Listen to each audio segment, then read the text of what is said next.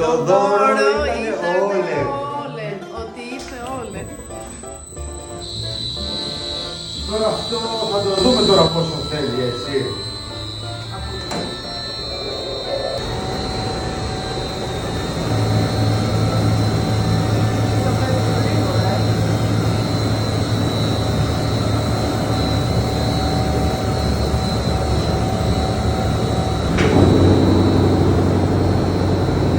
Τα αλεύρια που έχουμε δεν κάνουν έτσι.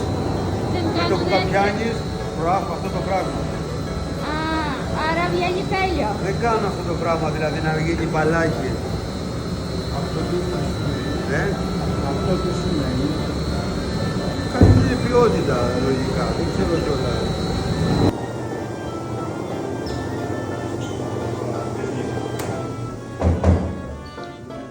Ανοίγουμε τώρα το πρόσκυνα για να πάρουμε το αλεύρι. Да, досі його.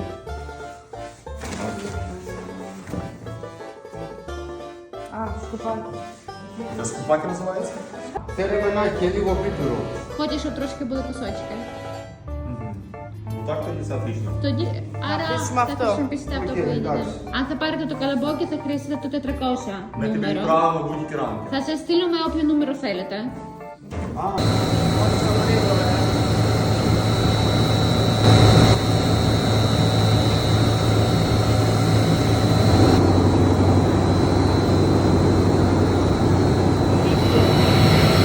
Ίσως έχει πολύ χοντρή φλίδα.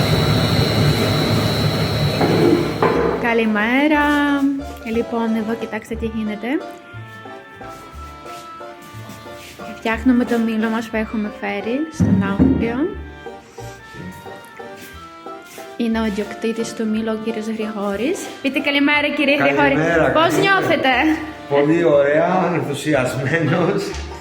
Τέλεια. Λοιπόν, και αυτή είναι η πέτρα και θα την καθαρίζουμε τώρα. Εμείς τώρα θα βγάλουμε την πέτρα. Це рекорд, це перша в житті, і він розуміє, що він робить. Ο κύριος Γρηγόρης το κάνει πρώτη φορά στην ζωή του και δεν έχει καμία ιδέα τι κάνει. Через те, що він багато разів дивився наші відео.